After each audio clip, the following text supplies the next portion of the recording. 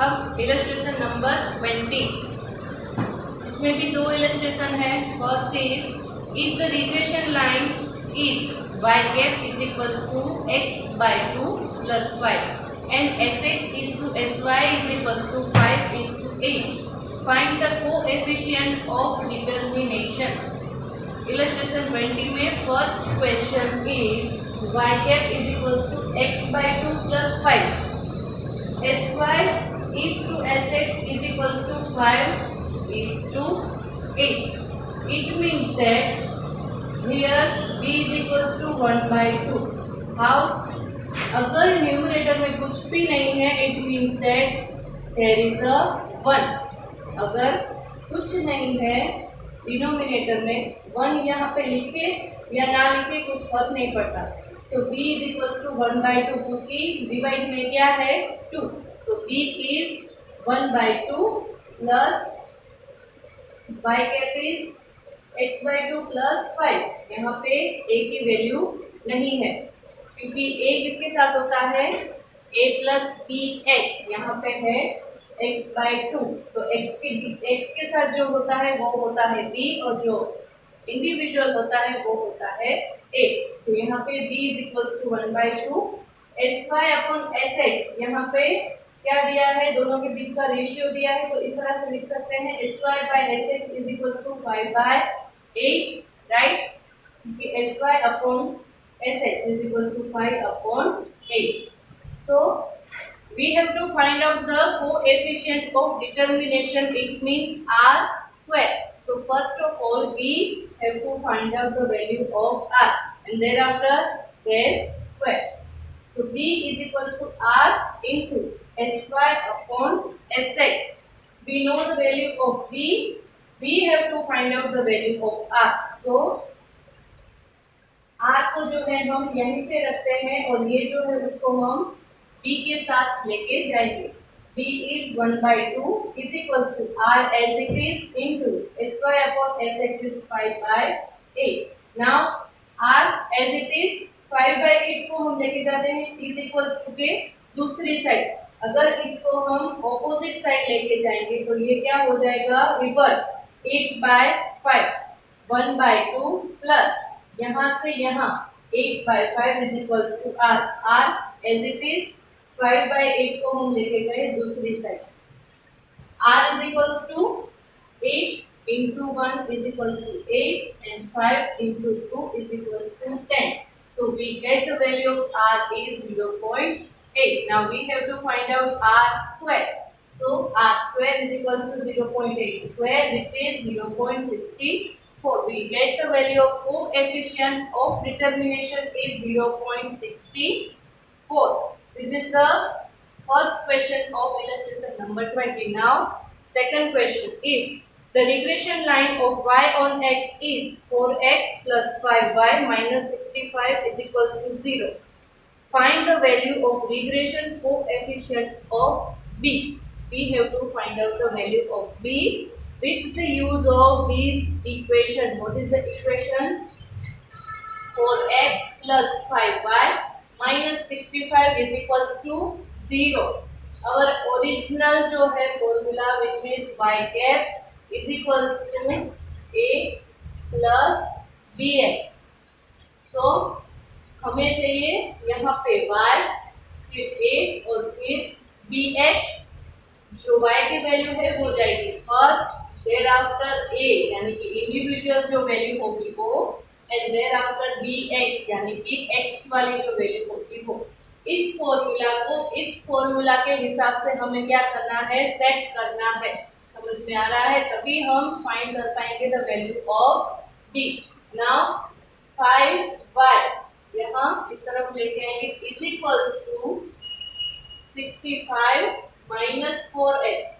5y जो है वो इक्वल टू के इस तरफ और 65 माइनस 4x, 4x को लेके आएंगे हम।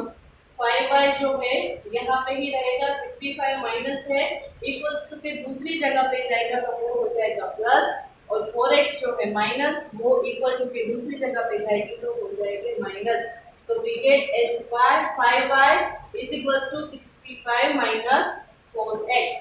5y is equals to 65 plus minus 4x minus, अब y is equals to 65 minus 4x upon 5, 5y जो है हम y को क्या करेंगे, इंडिविजुअल रखेंगे, 5 को दूसरी तरफ ये पूरा टर्म की डिवाइड में डाल देंगे, 65 माइनस 4x अपॉन 5, 5 यहाँ से यहाँ divide, y is equal to, अब इसको इस तरह से भी लिख सकते हैं 65 अपॉन 5, 4x अपॉन 5, क्योंकि दोनों का डिनोमिनेटर जो है वो 5 है, तो दोनों के डिनोमिनेटर में हम अलग अलग भी लिख सकते हैं, तो y is equal to 65 by 5 minus 4x by 5, now y is equals to 65 by 5 is 13 minus 4 by 5. 4 by 5 is equals to 0.8 and x as it is. Clear? So we get y is equals to 13 minus 0.8 x. A plus bx. So we get the value of b is minus 0.8. यहाँ पे आएगा minus, हमारा जो main model है तो find out regression line का find करने का मॉडल है y is equal to a plus bx, we get the value of b minus 0.8x, so our answer is 30 minus 0.8x, so the value of b is minus 0.8. जो हमें equation दिया गया था उस equation में सबसे पहले हम लेके आए y को एक तरफ और 65 और 4x को दूसरी तरफ, फिर हमने क्या किया, y को अकेला किया, 5 को यहाँ पे डिवाइड में लेके गए, फिर y इज इक्वल टू दोनों के जो डिनोमिनेटर में 5 को डिवाइड किया, तो हमने आंसर कलेक्ट किया 13 माइनस 0.8x। अब इस हिसाब से हमारा जो फॉर्मूला हुआ, ये a की वैल्यू हुई और ये हुई b की वैल्यू और x एज इट इज, तो we get the value of b is minus 0.8। ये है हमारा answer illustration 20 question number 2। Now illustration number 21। अब जो प्रॉपर्टीज हमने सीखी है, जो शॉर्टकट मेथड हमने सीखी है, उसके हिसाब से जो छोटे छोटे क्वेश्चंस एक या तो फिर 2 मार्क्स में पूछे जाते हैं, इस तरह के क्वेश्चन होंगे। उसमें फर्स्ट क्वेश्चन है illustration 21। First question is if b by x is equals to 0.85, u is equals to x minus 15, v is equals to y minus 20, find the value of b v u। अब ये information हमें दी गई है, हमें find करना है b v u। अब shortcut method के यूज करके अगर हम फाइंड करते हैं b by x is equals to b v u into cy upon cx, जब भी b by x के ऊपर से हम b v u फाइंड करते हैं तो उसको मल्टीप्लाई करना पड़ता है विद cy upon cx। हमें फाइंड करना है b v u, तो b by x हमारे पास है 0.85 is equals to b v u as it is, because we have to find out the value of b v u into cy upon cx, यानी कि इसकी divide में कुछ नहीं है, इट मींस क्या है 1, तो 1 1, so what will be the answer, b v u is equals to 0.85। इसको 1 से मल्टीप्लाई करें कि ना करें कुछ फर्क नहीं पड़ता, तो we get the value of b v u is equal to 0.85। ये 2 मार्क्स के क्वेश्चन में पूछा जा सकता है, IMP क्वेश्चन है। और दूसरा जो है u is equals to x minus 5 upon v, v is equals to y minus 8 upon 5, and b by x is 0.9। Find the value of b v u again, but यहाँ पे जो है cy और cx दिया गया और यही formula apply होगा, b by x is 0.9, b by x is equals to b v u minus cy upon cx।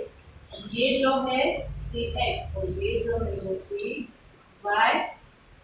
cx is 3 and cy is 5, so b v u, we have to find out b v u। We have the value of p by x which is 0.9 is equals to b v u into, हमें चाहिए cy upon cx which is 5 by 3। now b v u as it is, 5/3 इस तरफ लेके आएंगे तो 0.9 into ये क्या हो जाएगा रिवर्स 3/5।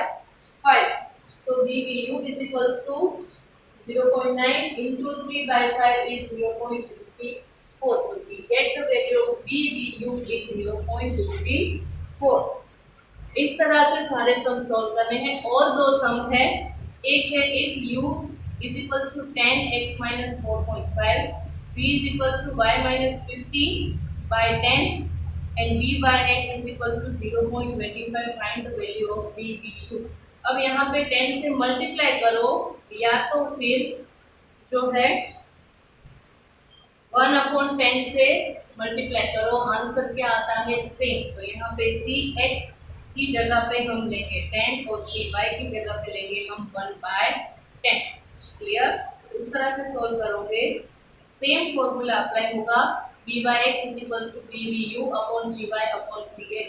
थर्ड और फोर्थ सम है वो आपको होमवर्क में करना है, इजी है, समझ में आ जाएगा। जिस तरह से हमने सम सॉल्व किए हैं उसी तरह के हैं।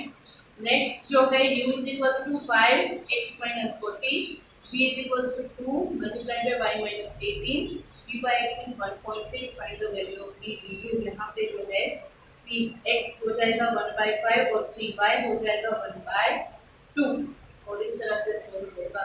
अब ये चैप्टर जो है यहाँ पे होता है क्लोज, ये चैप्टर कंप्लीट होता है। ये दो सम भी आपको अपनी बुक में राइट डाउन, चारों सम आपको अपनी बुक में राइट डाउन करने हैं, लेकिन लास्ट दो सम है वो आपको खुद से सॉल्व करने हैं। cx is equals to 10/1 and cy is equals to 1/10। Clear? In question number 3। और क्वेश्चन नंबर 4 में अगर आप 5 से मल्टीप्लाई करो या तो फिर 0.5 से डिवाइड करो, सेम आंसर आता है। अब 0.5 कैसे आएगा? 1/10 उस हिसाब से करोगे तो 0.5 आंसर आएगा 1/, cx is equals to 1/5 और cy is equals to 1/2, क्योंकि यहाँ पे 2 से मल्टीप्लाई किया है और 0.2 से डिवाइड करो या तो फिर 2 से मल्टीप्लाई करो, सेम आंसर आएगा। 5 से मल्टीप्लाई करो या तो फिर 0.5 से डिवाइड करो, सेम आंसर आएगा। तो इस तरह से ये क्वेश्चन सोल्व होगा। अब आपको जो है एक्सरसाइज नंबर 3 अपनी नोटबुक में लिखनी है। कौन कौन से क्वेश्चन लिखने हैं मैंने बोर्ड पे लिखे हैं। Exercise number 3 section A section B पूरा, सेक्शन सी में क्वेश्चन नंबर 2 से लेके क्वेश्चन नंबर 10 तक, 2 3 4 5 6 7 8 9 10। क्वेश्चन सेक्शन बी में क्वेश्चन नंबर 8 9 10 11 12 एंड 13, 8 से लेके 13 तक। और सेक्शन ई और एफ जो है वो पूरा करना है आपको अपनी नोटबुक में। Am I clear? Now all the best to solve this exercise. I hope कि ये पूरा चैप्टर आपको समझ में आ गया है। अब नेक्स्ट जो वीडियो आप देखोगे उसमें हम नेक्स्ट चैप्टर जो है टाइम सीरीज उसको स्टार्ट करेंगे। अगर कुछ हार्ड सम्स होंगे तो एक वीडियो में ऐसे भी डाल दूंगी जो इस मेथड को रिवाइज करता हो, या तो फिर कुछ आपको हार्ड लगता हो तो वो भी मैं सॉल्व करवा दूंगी। ये जो दो क्वेश्चंस हैं आप ट्राई कीजिएगा इलस्ट्रेशन 21 के, अगर नहीं होते हैं तो मैं सॉल्व करवा दूंगी एक वीडियो में। तब तक के लिए take care and have a nice day.